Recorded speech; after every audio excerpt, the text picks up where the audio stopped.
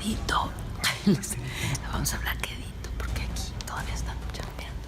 Él es el abogado del Chapo Guzmán, aquí en Nueva York, en los Estados Unidos, donde hay un juicio en su contra.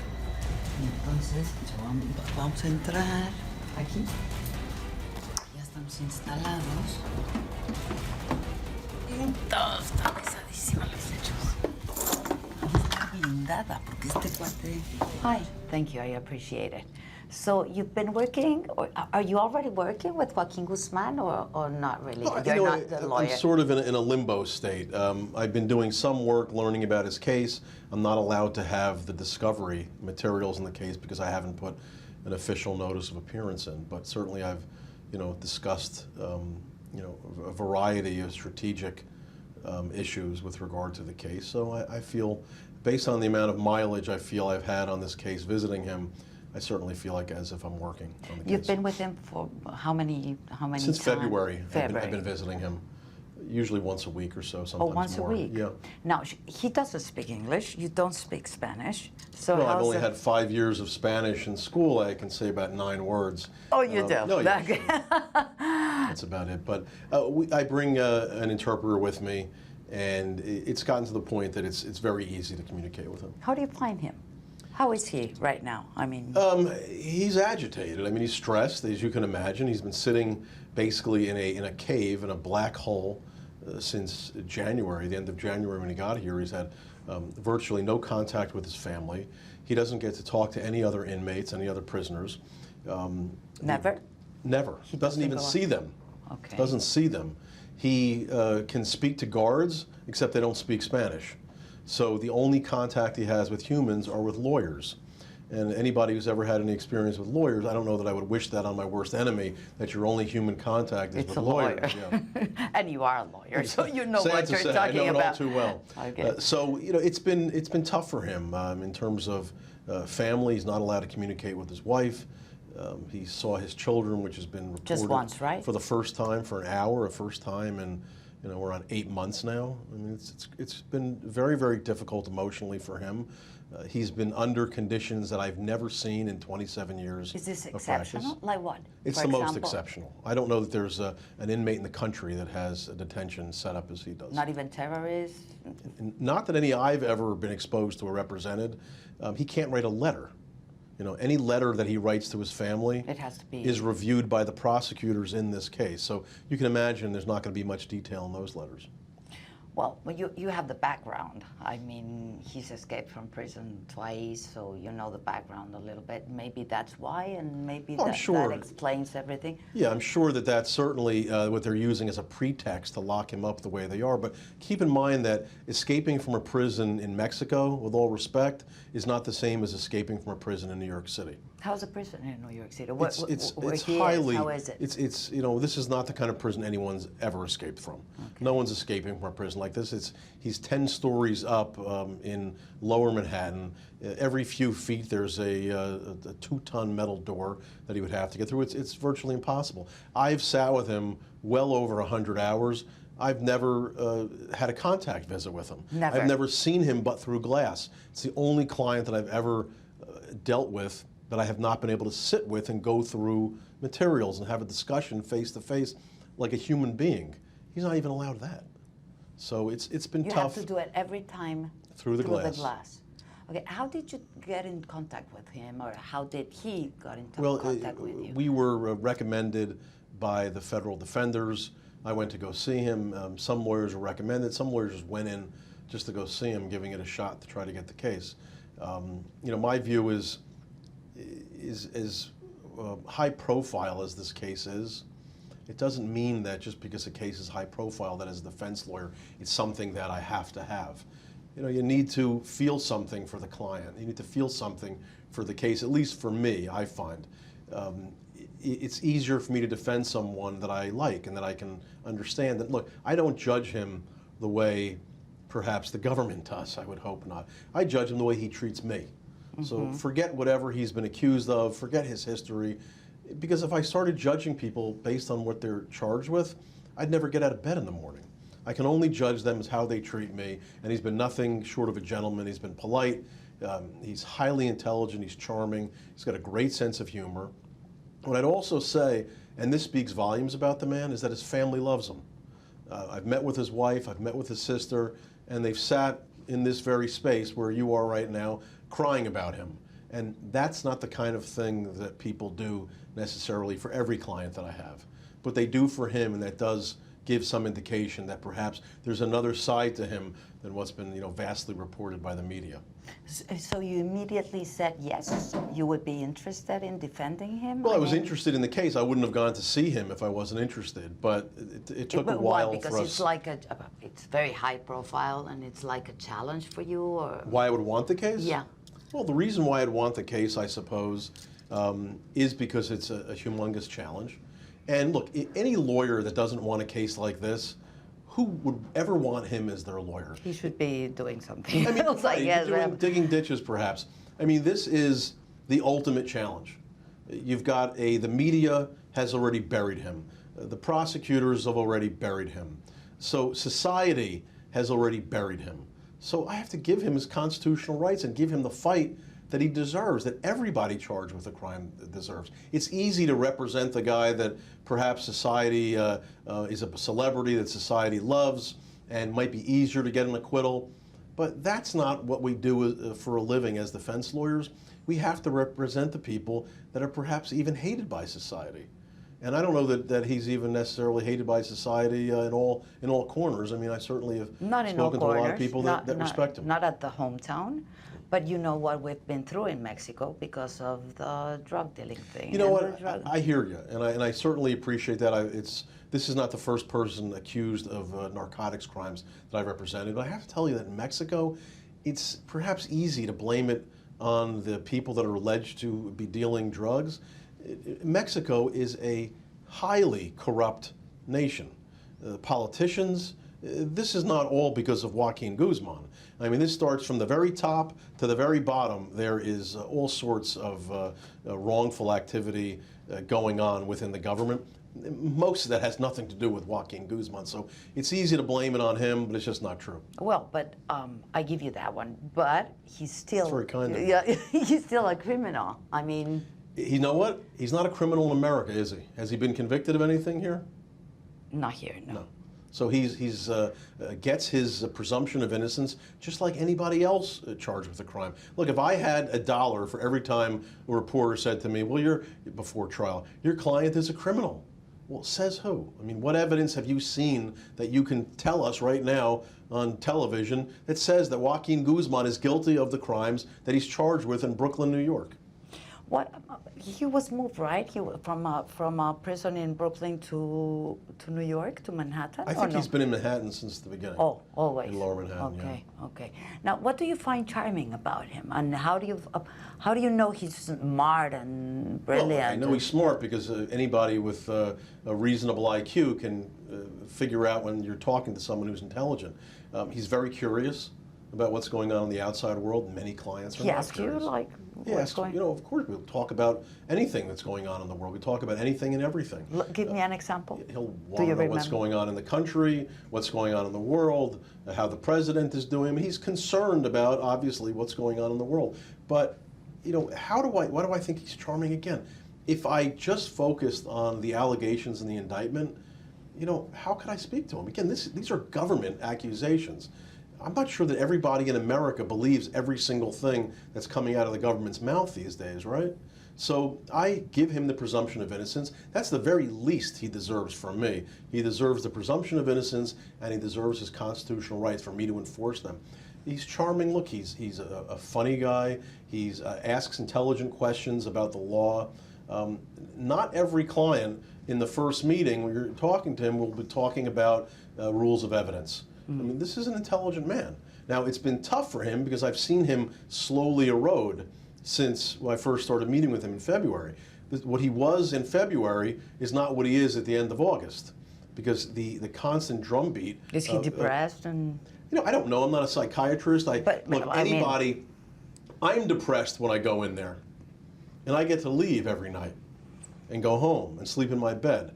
I can't even imagine what the man is going through, frankly. I can't even imagine. I have been to prison probably once a week on average for the last 27 years. I've been in prisons all over the world. I have never seen a situation as grim and unfair as what he's going through right now. He always greets me with a smile, and when I leave, he says, you know, say hello to your children for me. That's the kind of guy he is. Not every client is like that. Many clients, as you can imagine, are mostly focused on themselves, and it's certainly understandable when you consider what they're going through. You know, get me out of here, basically, is what they say. Joaquin Guzman, you know, spends time to ask, you know, how am I doing? The how family, are my children? yeah. And he's not doing it for television. He's not doing it for the media. He's not doing it for anybody that will see it but me. And you think that's the way he is? I mean, I think that, look, again, I can't say that I know anything firsthand about what he's accused of, and I know that he's been accused of some horrific crimes. I get it. Most of my clients have been accused of horrific crimes, which is why they need me as a criminal defense lawyer. And that's your job. That's Yeah, my I job. understand. I view him, how does he interact with me? And he's been nothing short of decent and kind, patient, and charming. I know that's. Have you always said no to to a client that you just don't like? Not to represent them? Yeah. Many times.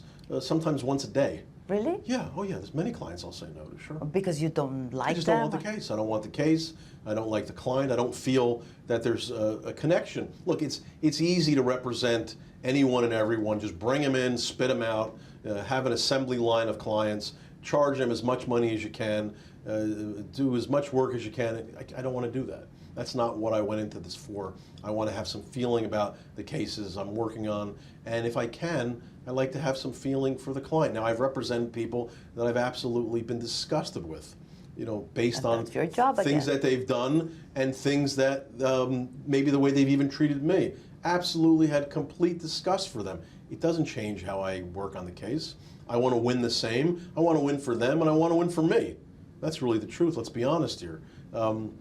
It makes it easier, though. I'm not saying that I have to have a client that I like in order to represent, but it certainly helps. And when you're working 16, 17-hour days, better. You know what? It helps a little bit to know that I've got a guy that's appreciating it.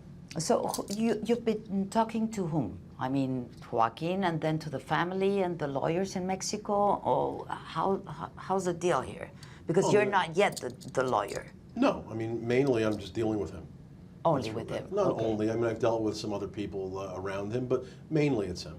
Okay. Because that's really, you know, that's really the relationship that matters. That's what you need to work. Now, what do you need to define what's going to happen? I mean, why are you in the limbo? Because of the money, the payment? Well, the government has stated from the beginning that he has too much wealth to be entitled to taxpayer-funded federal defenders. And I can certainly understand that position. It makes sense. Then let him hire his own lawyer. He settled on me and a few of my friends now, and we went to the government and said, look, we'd like to come into the case. And they were like, you know, slow down a second. We want to make sure that there's no issue with regard to the funds. We can't promise that the funds won't be seized.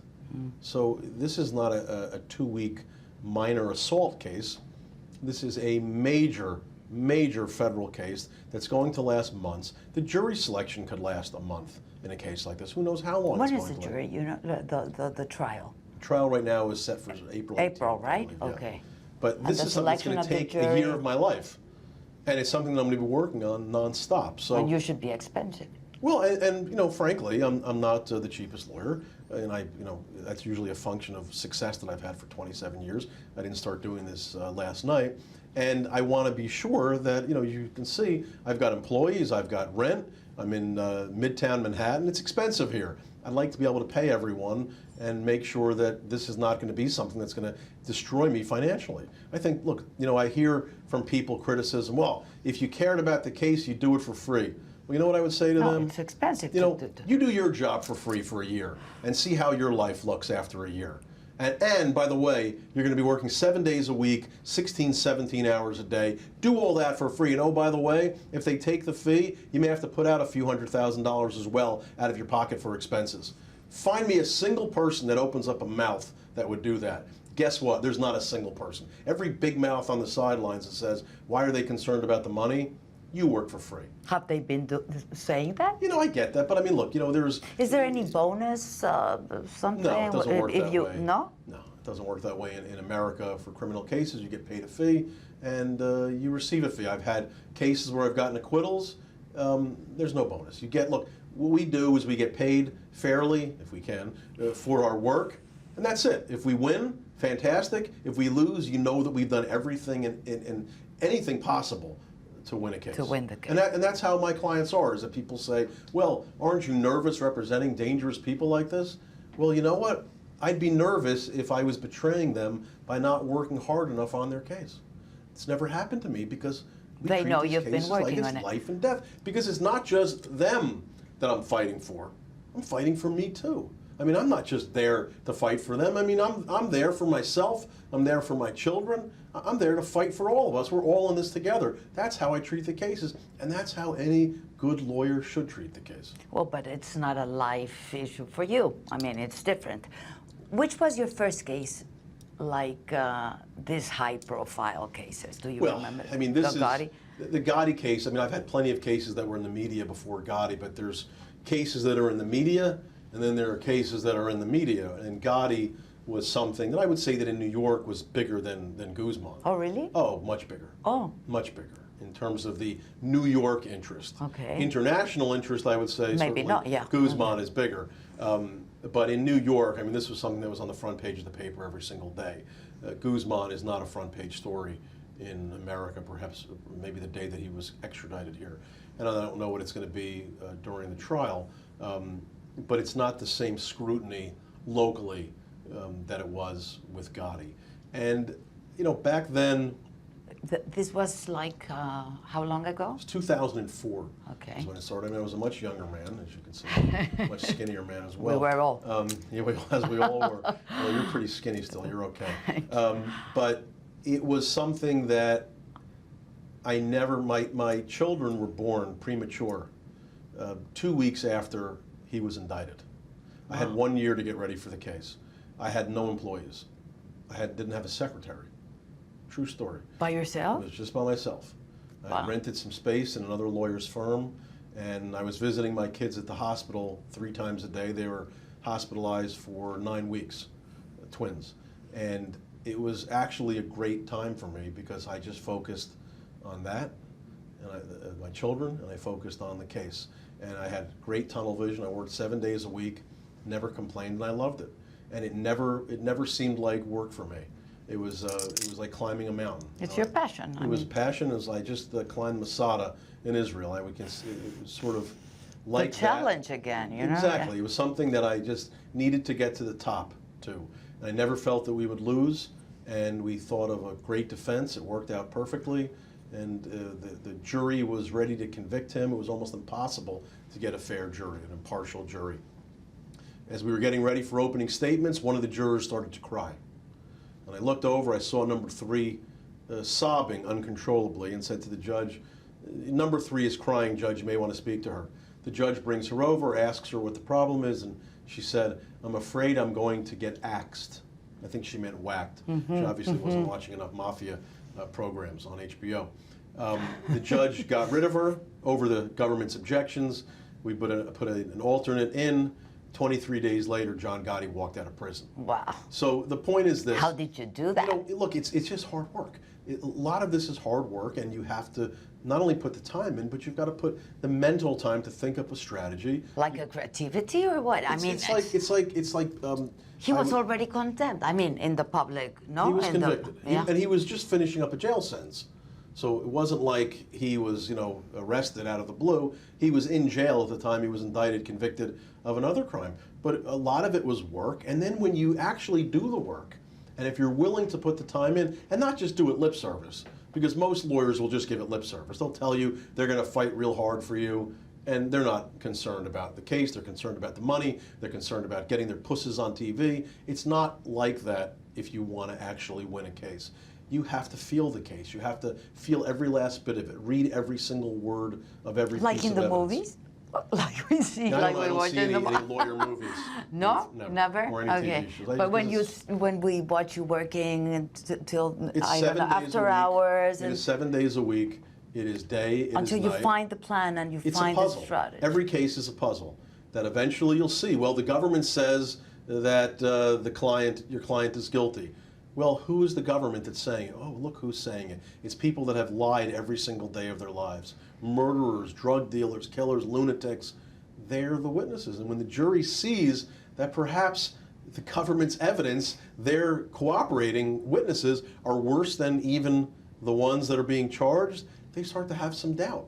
And you can find the holes in the case. And if you do the work and you never give up, look, the one thing that's great about America, and I'll say this as someone that grew up here and has been in New York now for almost 30 years, this country will give you anything if you work hard.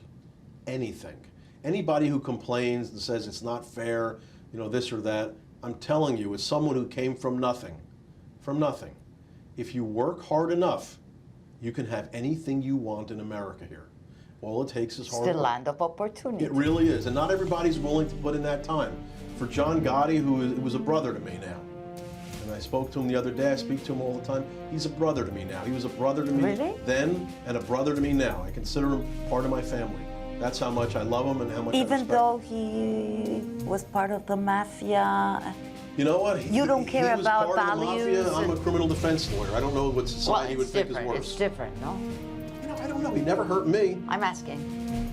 No, it's not different. No? It's not different. And I'm not a... What about the values and ethics? His family values are strong. This is somebody that as a young father, was going to every back-to-school night, every parent-teacher meeting. Look, what he did by Even though next day he was killing somebody.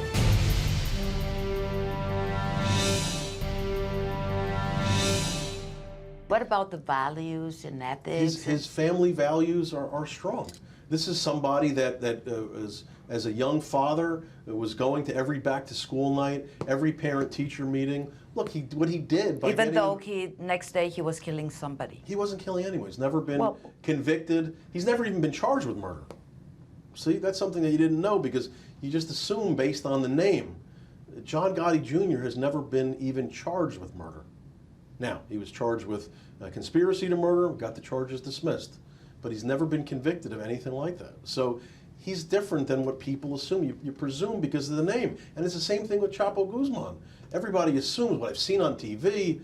I mean, there's TV shows going on about him. They're highly rated that people are watching. You have to believe that there is some artistic license being used to make him appear more dangerous and more awful than he could ever be because it's for ratings. And it's the same thing with the Gotti name. So I expect the same sort of backlash from the media. I expect it from the jury. I expect it from the judge. I don't care. You don't care? No, whatever they did. I'll get through it. Okay. No, I don't care what they do because you know what? If I did care, if it bothered me so much, once again, you wouldn't take the. I'm in the wrong area of law. Okay. It's not for everyone. So you don't care. Do you need to know the truth? I mean, do you need to know whatever Joaquin Guzman did or didn't do? It's not. Or No, it's not not like important. That as a defense lawyer. As a defense lawyer, what I care about is here's the indictment, here is the evidence. What is our answer to these allegations? What is our answer to this evidence? If the truth is in there, that's Fine. fantastic. If I'm just going to be deflecting the allegations and never really looking for the truth, that's fine too. It's not my job to find the truth. It's the government's job. I know. They need to prove the truth. I just need to disprove or at least deflect what they're saying. And that's how I look at it. I can't get bogged down with, tell me every last thing you've done, from Sinaloa to Brooklyn, New York, and everything in between. I'm only here to deal with the allegations that are in front of me. You can't get too wrapped up in every last detail of the man's life unless it's something that I've got to combat during a trial. Now, what are the chances? I mean, considering he confessed, I don't know if it's, legally confessed whatever he said to Sean Penn in this interview. I have to tell you.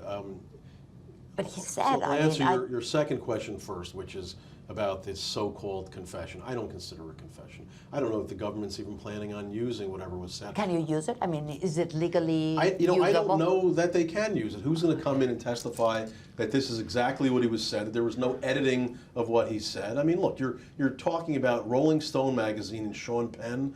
you can't possibly think that that interview was done solely for a search for the truth. It was done to sell magazines. That's what it was for. It was done by an actor to sell magazines. So who knows what came out that wasn't doctored up. I mean, he's an artist, and he was painting a picture. Doesn't But mean there's a tape. necessarily the truth. I mean, it is on tape. Again, do we know that it's been unedited? Would you want your life to depend on a tape that somebody gave to Rolling Stone? I don't think you would. I don't No. think anybody would. So it doesn't affect the case.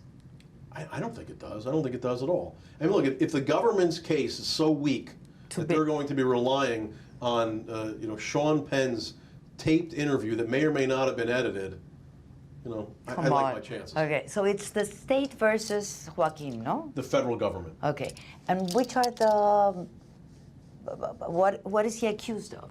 He's accused of various narcotics Here. related offenses in Brooklyn. I'm talking about just the Brooklyn, the Eastern Just the District of New Brooklyn, York case. He's charged with violence. He's charged with narcotics. He's pretty much the whole kitchen sink is how we would call in America. Everything. Everything. So, which are the chances? I know you're called the genius, the what is it? The genius lawyer. I have to tell you, whatever the media calls me, LinkedIn. You have I'm to thrilled just that they don't LinkedIn. say anything bad about me. No, they call you the genius. And I tell you, with all respect to the media, and I appreciate every positive thing that's ever said about me, I also know that the media can turn, as we all know. I know in my heart what kind of lawyer I am, and people that don't know the work that we do and are not familiar with the law, their beliefs on what kind of lawyer I am, and I say this with all respect, you sort of take it with a grain of salt. I know in my heart what kind of man I am and what kind of lawyer I am. I would never count me out in any case. I don't care what the case is. I don't care what people think the odds are. I don't care. You wouldn't be in if you no. I wouldn't have taken the case if I thought I didn't take it to lose it. Are they good chances? I mean, I don't know. I haven't seen the best evidence scenario. yet. Best scenario. Best scenario is that he gets an acquittal and we go on to the next case. How many cases are there? I think there's 6 right now. So 6. There's a lot of cases. Okay. But I mean, look, you have to keep in mind that this is not the first client that I've had where I've been told you've got no chance. I mean, I have had this exact case in New York before, where the night before the opening statement, I was getting emails, congratulations and good luck from people in my field. Not a single person thought, I was going to win. Not a single person said, hope you win. The most I got was just cross-examine hard and, condolences. You'll acquit yourself nicely is what I remember getting. In fact, I have one of the emails framed at home. From a mentor of mine who said, just, go get him, Tiger. Not thinking I ever had a chance. I never thought for a second I was going to lose that case. Never. Not for a second did I think. Not for a second did I have even a shred of doubt. I was sure we were going to win from the beginning because I saw the evidence and I didn't think it was overwhelming. Everybody was telling me, the media told me it was overwhelming. Well, guess what? They didn't see the evidence. I did. I didn't think it was overwhelming. Their witnesses were garbage. I knew that they were garbage, and I remember telling the government on day 1 of the trial, I can't wait to get to your first cooperator. I'm going to kill him. What about the evidence in this case, I haven't Joaquin? seen it yet. Not yet. I'm not allowed to see it. There's an order against What have you seen, or just talked to him, or what's just spoken to him. That's it. Just spoken to him, yeah, for the most part. And then read the articles. When do you think this is going to be? I'm hoping it's going to be soon. I mean, I think we're getting there. I mean, I'm hopeful that we'll be able to come into the case soon. I mean, we all want to represent them. We all view this, and that's what I like about The team. These are good men. One of them I worked with on Gotti and is probably my closest friend in the entire world I trust with my life, is Mark Furnish. So he was the first person I thought to bring on the team. Eduardo and Bill in D.C. are fantastic lawyers and care. You about just the case. invited them No, for the. Eduardo on his own was hired as well. We Oh. came together. He brought in Bill. We came together, and this is somebody that I feel like I've known my whole life. Okay. And this is someone that I'm happy and honored To be try working and with. case Okay. absolutely. So this has to be solved soon, and it's this gonna have to be depends soon. on again the state. They have to say, okay, the money. Well, we're trying to work through those issues. My view is, look, Joaquin Guzman is charged with very serious crimes that if he's convicted of almost anything in this case, in this first case, he dies in prison, in an American prison. That's it. There's no parole here. He dies in prison. If he's convicted of anything, he will die This first trial. in just the first trial. So his conditions. It's either this. It's it. If he has to win this case. Okay. So add on top of that, he has no contact with his family or his loved ones. He's not allowed to have face-to-face dealings with his lawyer without through the glass. His prison conditions are, I believe, are pure torture. I don't think anybody who's actually seen it up there would suggest otherwise. So you put all that together, you figure, you know what, at the very least, can he have the lawyer of his choice? Can he have the lawyer of his choice? Is that asking so much? I don't think that's asking so much, is it? That he at least have the lawyer of his choice. We're not asking for anything more than that. And you'll find, as the lawyer, the kind of guy I am, I don't ask for any favors. I don't ask for anything. I'm just there. Just tell me when the trial date is, and I'll be there. You don't see what goes behind the scenes to get me ready. I'll be there and I'll be ready. Somehow or another, I had a lawyer ask me today, how will you be ready? And before I even answered, he said, oh, I know. I know if anyone's going to be ready, it's going to be you. And I'll be ready. I'm not coming into this case to embarrass myself. It's not going to happen. I am here, and whatever anybody thinks, you have no chance that Joaquin Guzman is finished. Everything I've heard before in New York in another trial, and we proved those doubters wrong. And believe me, like I said, I wouldn't bet against me. Okay, now it's all everything about the money, right? I mean, what is he? Where is he going to find the money to pay you? This is not something that I deal with. I don't get involved in. No, I understand, but finances. it's all everything is about the money. I mean, like if Well, you get paid. I have to make sure that the government will allow us to keep it. I mean, that's it. It's not. We're not. He can dispose haggling of over his dollars. money. I mean, he can use his money. You Do you know You that? have to talk to the prosecutors about that. Ah, okay. You know, don't. I don't know that. if the money's coming from him. I don't know if it's coming from friends. I don't know anything. These aren't the kind of things we discuss because, frankly, it's none of my business. It's not something that we would discuss. Do I have any reason to believe that I'm getting paid with drug proceeds? Absolutely not. It's not like, the clients don't say to you, look, this is what my criminal business is like. This is how I do. It just doesn't work that way.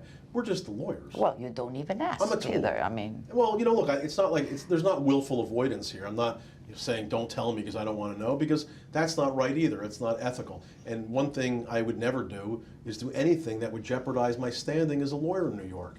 Look, there are going to be other cases after Joaquin Guzman. I treat every case like it's the last. I really do. Because you know what? We don't know what tomorrow's going to bring.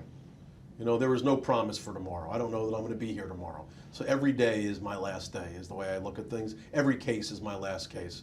But I am not going to take 27 years of a good reputation to throw it out for anyone, and I never would. Just can't. Have you seen Joaquin after he was visited by his children, the twins? Yes. Yeah? How was he afterwards? What did he say about that? Well, I don't want to talk too much about what he said. I can tell you that it was a big deal for him to see his children. And look, these are delightful kids. I mean, for them to be able to handle what they did the way they did, with the media chasing them into the prison, waiting outside for them, and when they're walking into the courthouse and walking out. I mean, these kids are 6 years old. They're 6 years old. And imagine what they have to go through every day. The but media did you and expect society different? No. Did I expect different? I don't know. I'd like to think that children are sort of kept out a little bit. Perhaps they don't have to have cameras chasing them down the street. Yeah, I did expect more, frankly. But I know that there is an insatiable lust for all things Chapo Guzman. I get it. I understand it. And I understand you have to do your job. I know your job isn't easy. You flew in from Mexico today to meet with me. I mean, I can't think of anything Well, you're worse. a very interesting character. Well, very kind. I mean, even as interesting as Joaquin. I mean, in your thing, in your job. I mean, no. Yeah, I think so. Yeah, you are. And then you have this mood, and I've been reading about you, and they say you have this this way of answering, and you're very aware of yourself and what you know how to do. I mean, you have to as a defense lawyer. I mean, I'm the only vehicle for Joaquin Guzman to a jury. I'm the only voice that he has. Nobody else is speaking for him. And I have to treat it that way. I mean, there's an immense, tremendous responsibility that I've got the man's life in my hand. I've had it for every client that I've had. Every case that I've had that's gone to trial, or even ones that don't go to trial that you never even hear about.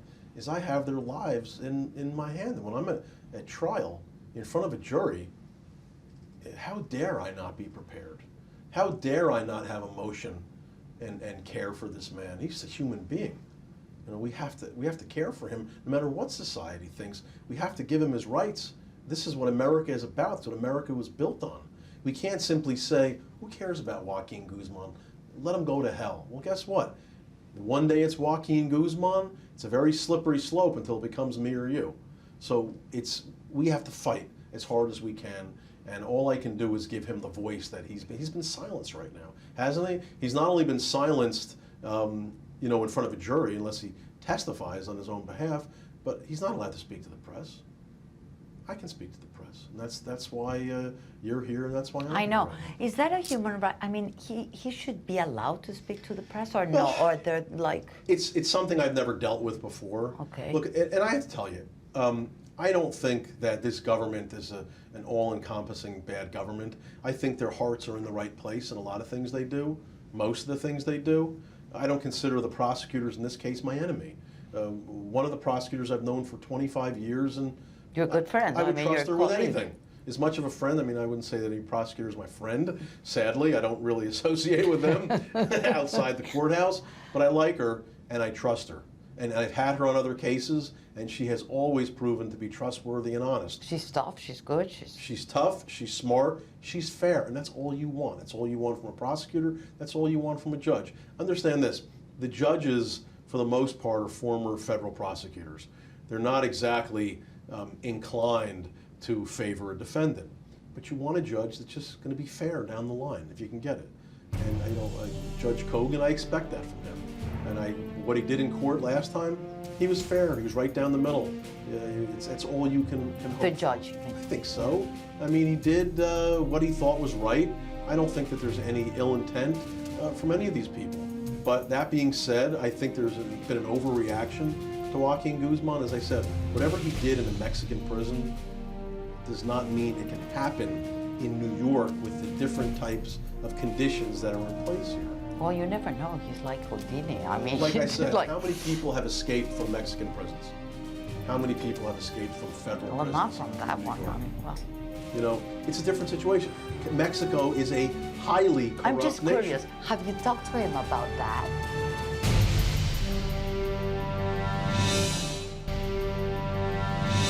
I'm just Corrupt curious. nation. Have you talked to him about that? I can't discuss what I've talked to him about any of the stuff, but I can tell you that I've talked to him about everything. Okay, including that. I'm not going to say anything specific, I mean, but it's like, I find again- him to be interesting, and we've had a lot of time together. And when you've had a lot of time with the client and you're not allowed to go through the discovery with him, well, guess what? There's a lot of downtime. Do you laugh together? Oh, Does yeah. he laugh? Oh, he laughs. This is a guy who's very quick to laugh. He's got a great sense of humor. I mean, I consider myself someone with a good sense of humor as well. Sure. When we're together, we laugh very hard a lot of the times. And we have, I would say, equally dark senses of humor, I would say, so we get along pretty well. Somebody that I can tell you this, the time that I've spent with him has not been unenjoyable. Okay. Is he optimistic? Or Absolutely, he's optimistic. Really? Sure. Sure. He wouldn't have hired, he wouldn't be looking to hire me and pay me if he Well, wasn't optimistic. it's a chance.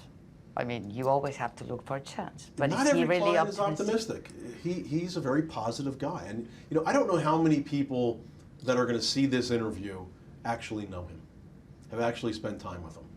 He's a lot different than the way he is portrayed in the media. He is a happy personality, very funny. He laughs, as I said, very easy, loves his family, talks about his family, is interested in the world around him, is highly intelligent. And I was told from the prosecutors, you know, this is not, you know, a guy that's a very learned guy. It's just not true. It's just not true. He is a highly intelligent guy. And you want to do the best for him, but I would for any client. But in a situation like this, when he's been buried as deep as he has, you know, you just want to win more. You really do. I know he's been through a lot, but also, again, what we know about him is that he's done a lot also to the Mexican society, no? And there's like this feeling, you know, that You know, what happens with clients is they may be accused of crimes in other places. There may be findings in other countries about what they perhaps have done. He has not been found guilty of anything in America. I've yet to see a single piece of evidence of anything wrong that he's done in America. And again, I say this with all respect to Mexico, because it's a country I've visited a number of times and loved. But with all respect, I don't know that the Mexican criminal justice system is perhaps as rigorous as the American criminal justice system. I can't say that the Mexican criminal justice system is as clean as perhaps the American criminal justice system. You know, you're not having judges, federal judges in America indicted for corruption. Does it happen in Mexico? It doesn't happen in America. It doesn't happen. It doesn't happen now? Absolutely not. A federal criminal judge in America, I don't know that I've ever can recall in 27 years across the country that a federal criminal judge has been indicted. In the last 27 years, has it ever happened in Mexico? So when I hear about what he's been accused of, about findings that have been made in Mexico, I pay it no mind. Don't get me wrong, but I want to ask you this. How old are your children? They're 13. 13. So they are, I mean, old enough to understand some things. And do you ever talk about this to them? Do they ever ask? Well, they're old and enough what do now you to answer? understand. Yeah, they ask. That's actually a pretty good, Because- good personal question. You know, you cut right through to my heart there. Didn't you? Yeah, they ask, and it's not an easy thing to discuss with them because perhaps the nuance of the American Constitution is perhaps lost on them a little bit. The importance of right to counsel, the importance of a trial by your peers, the importance of all the constitutional rights against torture as well. They're just kids, and what do they know about what's right or wrong? I would say that they're surprised by the attention from the case because, as I said, they were babies. When I had Gotti, and any other case I've had that's been high profile, hasn't been quite as hot as this one has been. But they're respectful and they're supportive, and that's all you really want from the people around you is to be respectful and be supportive and be interested. Because you know what, if you're surrounded by people that are not interested in what you're doing for a living, that's a lonely existence, isn't it? My kids are and that should be your wife's case also. But in the case of your children, you want to teach them, no? Well, I what I mean, teach you like them, to tell them, fair point. What do you think it's about the difference between good and bad? I teach them that every man deserves a defense. Okay. And no matter how much he is loathed in society, that it is important to stick up for people to ensure that they get their constitutional rights. And I say to them, if my clients are found guilty, that's okay, as long as we gave them their rights, as long as we fought as hard as we can. It's okay. I'm not happy about it, but it's something we can all live with. And they understand that. They understand about justice. Justice is most important.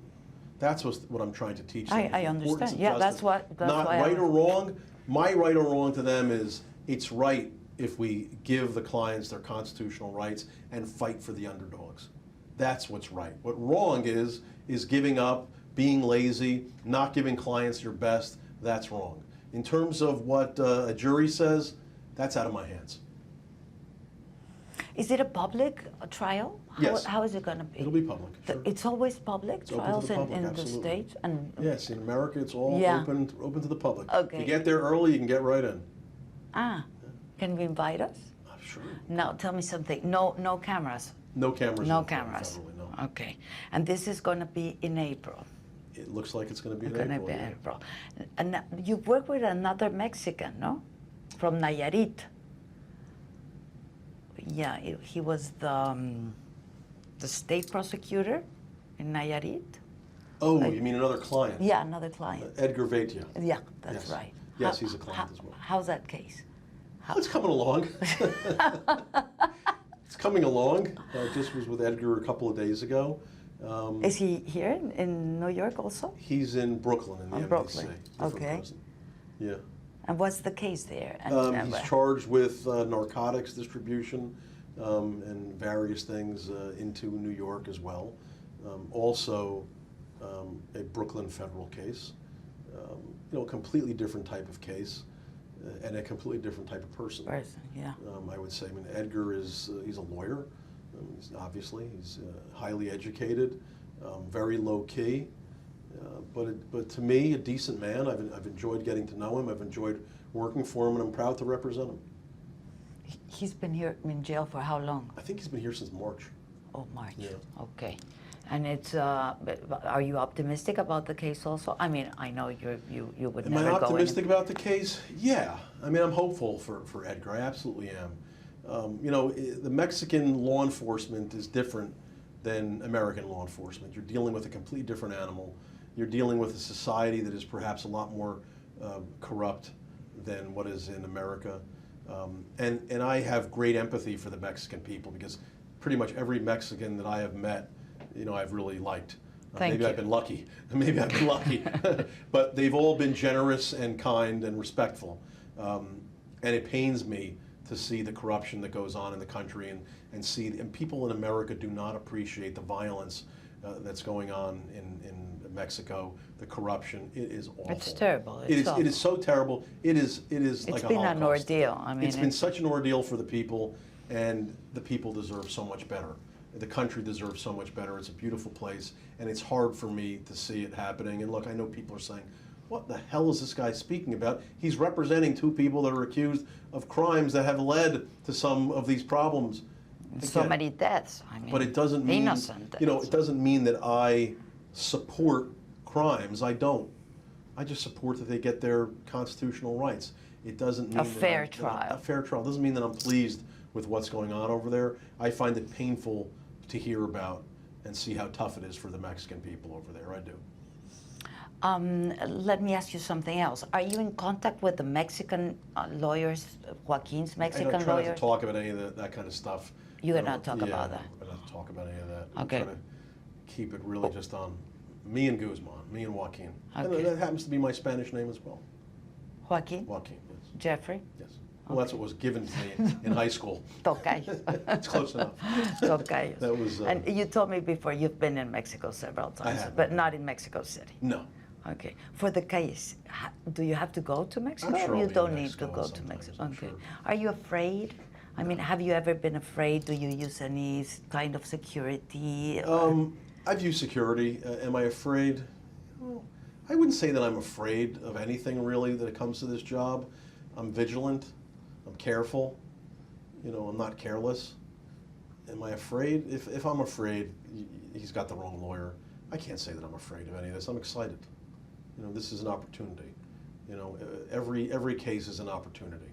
Every case is an opportunity to, you know, show what we're capable of doing, and also to help out someone who, as I said, like Joaquin Guzman, is just absolutely buried and left for dead by the press, by society, by the Mexican-American governments. They're viewing this as an inquisition to his ultimate life sentence.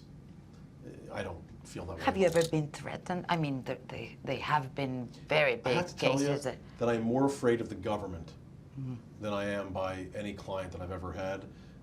I've had the government investigate me. In the middle of the Gotti case, they sent someone into the bathroom wearing a wire to try to entrap me into a crime. Didn't work. In the middle of a trial. Which bathroom? In the bathroom in the courthouse. In the courthouse? Middle of the trial. Came while I was at the urinal. Came with a wire on and tried to entrap me in a crime. That's what this federal government has done. I've had clients that they've induced to try to cooperate against me. You know, that's what I'm afraid of, because the government is not necessarily run by experienced, mature people. The people that are involved making these decisions are sometimes very young, reckless, careless, dishonest prosecutors that want to make a name for themselves. And taking me down would be amazing. They want to win no matter how, no matter what. So these are the people that I've got to deal with. So this is the kind of thing that I have to deal with. That's what I'm afraid of. I'm afraid of a prosecutor thinking they can take me out in order to make their name. That's what I'm worried about. The clients are easy. The clients are easy in comparison. Now, in benefit of the audience, what would happen in April if you win the case? What would happen? I suppose the government's got a few more shots. Okay, that doesn't mean Joaquin is going to be out or Joaquin is going to be... Okay, you have more cases to win. And if you don't win the case, that would be like a death sentence for It Joaquin? won't be a death sentence, but it would be, if, You can depending appeal. on what the sentence is, we can appeal, but it would be life in prison for the rest of his life. Okay. But I mean, keep in mind, I mean, you're aware of how many trials John Gotti had before the government gave up. Like, there was 4. There's 4. And, you know, they had 4 chances at him and they didn't convict him once. So, I'm hopeful, I'm optimistic. what makes you so good? I mean, just the hard work? No, I don't know. Come on. I'm not so good every day. I mean, every day is a different day. The hard work is a lot of it. You know, look. It helps a lot. It's a large part of it. Luck is the residue of hard work. I mean, I can tell you that I've had some great days in court that I would chalk up to, you know, me being, you know, highly intelligent and also highly prepared. But I can tell you that there are many days you get lucky, and there are many days that the luck just isn't on your side. But you've never regret to take a case, like a case you've taken? I've never. Regret a case that you've taken? If I ever regretted, I've never regretted taking a case. I've had some cases that I've had some remorse that I feel like I could have done more. I mean, you know, it sounds silly and it's a little embarrassing to even talk about, but there was a case in 1994, I think I had, ended up with a guilty plea, a narcotics case in actually it was in Long Island. And I have regrets about I could have worked harder on that case. I felt, I mean, the client's been out of jail for probably 15 years now, but I still feel some regret. I feel like I could have worked harder. But, you know, you don't want to have that. It keeps you up at night. I don't want to live with that. I know. I mean, I What don't wanna keeps live you with out that. at night? Only work? I don't sleep much, so I can tell you that How pretty many much hours everything. a day? 4, maybe. That's it? Maybe. And it's not because I'm working around the clock. I mean, You're I'm thinking a lot. There's a lot on my mind, and it's very hard to sleep. I don't take sleeping So pills. you're very obsessive, I guess. I mean, it's not that I'm obsessed. I don't have a choice. I mean, I'm expected to be prepared the next day for court, or the next week, or the next month. And it takes hours. You know, I go away. I don't get to just, you know, leave this all behind. It follows me wherever I go. So there's a lot on my mind. I mean, I'm not up working every night, you know, till 4 o'clock in the morning. You know, I'm gripping the sheets some nights thinking. There's a lot. I don't sleep very much. I probably should take sleeping pills. I don't take any. Do you exercise? Maybe I should probably that could help. exercise more. That It could would help. certainly help me perhaps sleep at night. What does your wife do? I mean, I don't want to talk about anything else really with the family. It's not in a case like this. okay, but she doesn't work with you, or she's okay. The kids are going to see me in trial for the first time in this case. Oh, really? Wow. Are they coming up? Are they They'll be going to? coming. Oh, Yeah, they'll be wow. coming. So I want them there. Yeah. I want them to see What you I do for a living. do. It's time. Look, it's time that they see what I do for a living. All they've had to hear me blab about it for all these years, and you know, I don't know how interested they are yet. I can tell you this: they'll sure be interested when they come in to that courtroom because they have no idea what they're going to see. Of course. I mean, it's a show. I promise you, it'll be a show that'll be enjoyed by all. So if you allow me, we'll keep in touch, and I course. would so much. Anytime you want to fly in from Mexico to see me, you're welcome. I will. Thank you so much. You're welcome. Thank you very, Appreciate very it. much. Thank you. Muchas gracias a usted por su atención y compañía. Yo soy Adela Micha y hasta la próxima.